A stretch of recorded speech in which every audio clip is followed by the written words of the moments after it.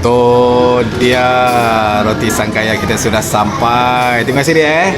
Okey. So kan, ini kita sekarang dekat warung kopi mana yang? Penang guys. Kita orang pun baru tahu tau. Rupanya warung kopi ni ada cawangan dekat Penang tau. Biasa-biasanya kita makan dekat cawangan dia dekat Bangi. Kan sebab kita pun duduk dekat Kajang dan kita orang tahu dia pun ada cawangan dekat Sungai Buloh dengan dekat Shah Alam. So yang ini kan, yang ini kau tengok menu dia, ini menu sarapan pagi dia memang meriah.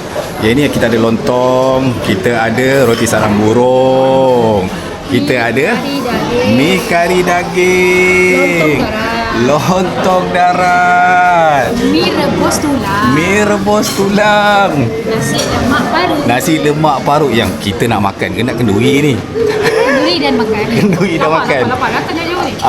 So kita datang jauh kan, kita belasah juga ada lempeng kelapa kan.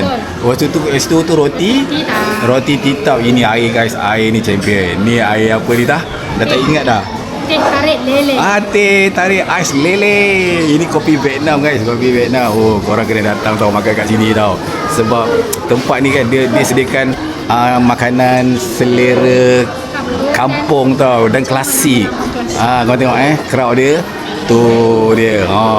Okey. So kalau nak makan macam ni, datang kat mana ya? Warung Kopi 70-an Penang. Ya, jom kita makan guys. Jom kita makan. Bismillah. Are you ready? Ya, suka? Sukanya ke suka sangat? Sekarang Bismillah.